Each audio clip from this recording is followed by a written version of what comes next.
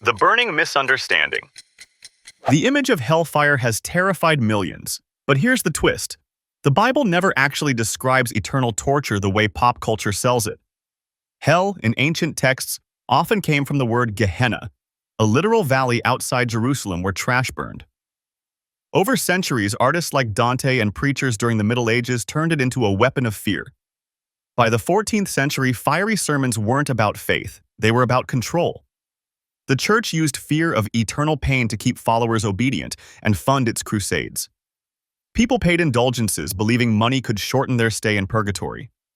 Today, that image still lingers, hell as an underground furnace, ruled by a red demon. But historically, it was just a smoldering valley and a metaphor for separation from God.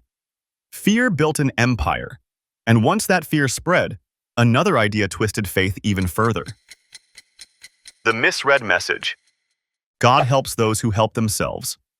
It's quoted like scripture, but it's not in the Bible. It's from Benjamin Franklin in 1736. The actual Christian message leans on grace, not self-reliance. This fake proverb fueled a cultural shift, especially in America, tying religion to capitalism. Churches began preaching success as divine approval. If you were rich, you were blessed.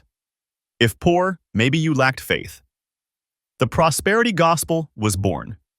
In the 1980s, TV preachers turned that message into an empire of gold rings and private jets. The problem? It twisted humility into greed. People gave their savings believing wealth would follow. For many, it never did. The misquote still shapes modern faith and politics, merging money with morality.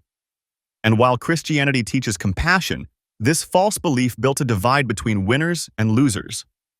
The next religion faces a different kind of divide, one born not from money, but from fate itself.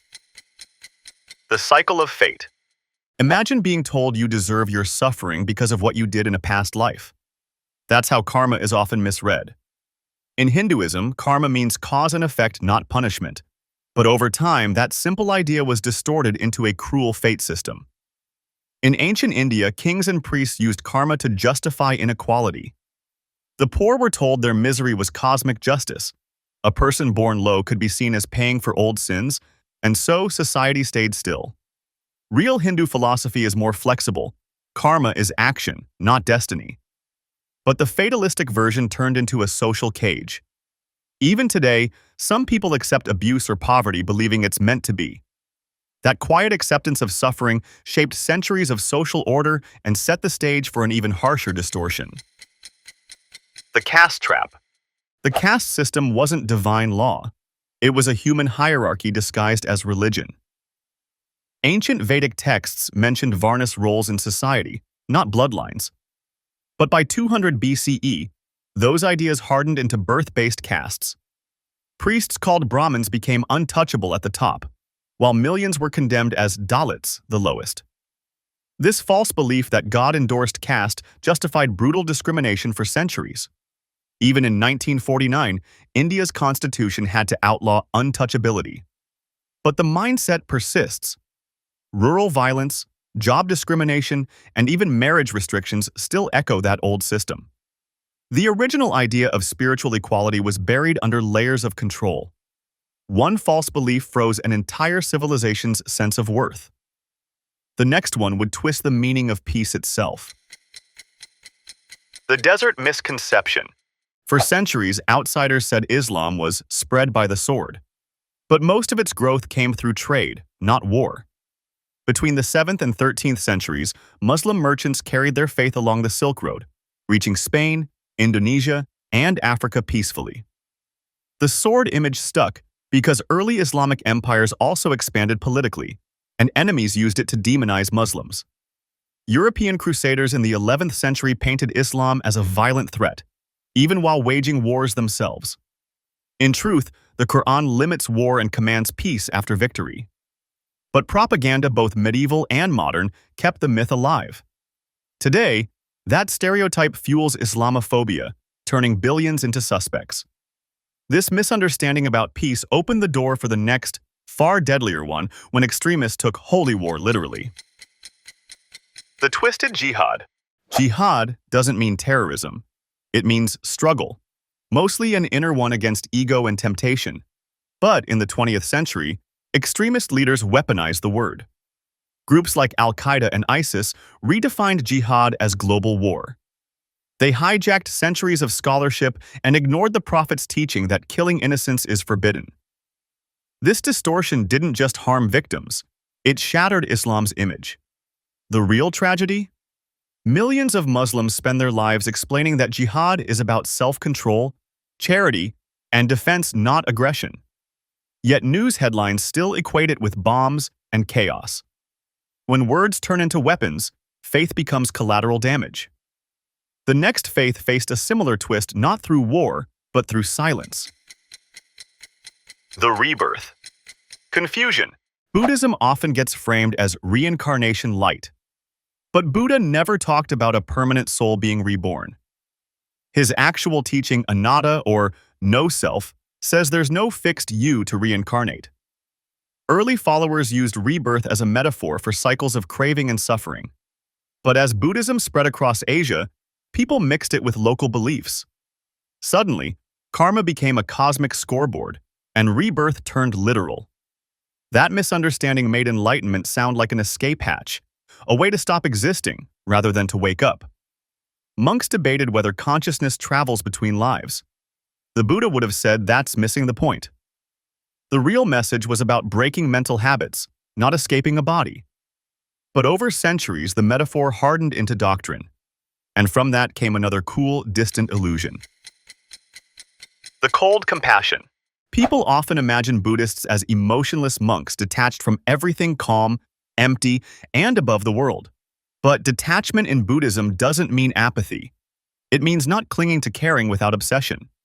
When Western media popularized Zen in the 1950s, it sold that image of perfect calm as enlightenment. The problem? It stripped away empathy. Some followers began chasing numbness instead of understanding.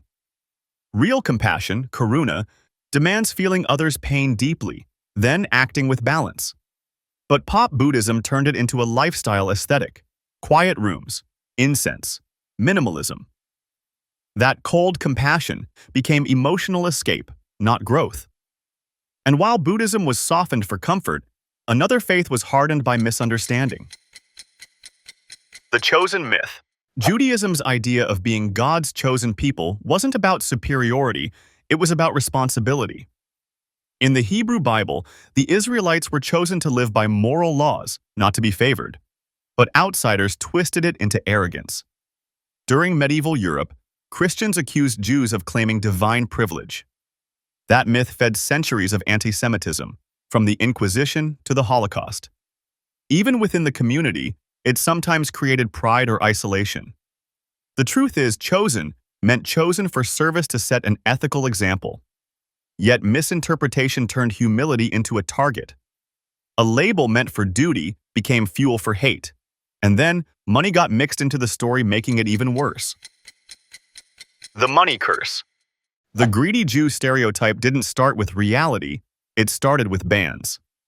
In medieval Europe, Christians were forbidden to lend money with interest. Jews were one of the few groups allowed, so they became moneylenders by necessity. By the 12th century, kings taxed and exploited them, then blamed them for financial crises. Art and propaganda painted them as hoarders. Centuries later, Nazi Germany weaponized that same myth to justify genocide. In truth, Jewish law itself warns against greed and demands charity. The stereotype was projection born from envy and convenience. Money became the lie that justified murder. But in the modern world, even people without religion face their own dangerous myths. The Western mirage. Atheism is often seen as pure reason, the escape from all superstition. But that belief can turn smug fast.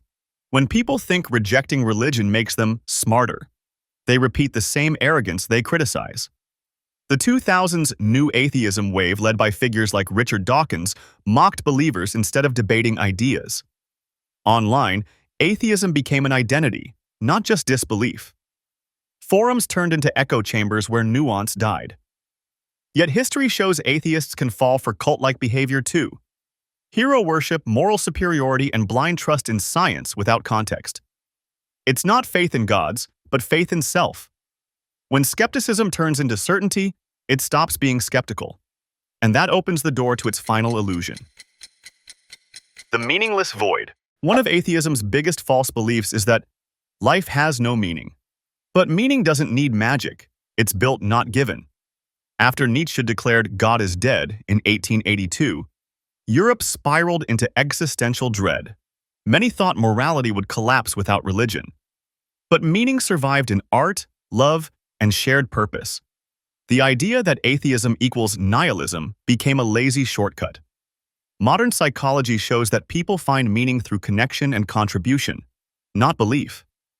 Atheism doesn't erase that, it just makes it a choice. The danger lies in confusing freedom with emptiness. When humans stop searching for meaning, they stop building anything worth living for. And maybe that's the real warning behind every false belief, not the gods we follow, but the lies we tell about them.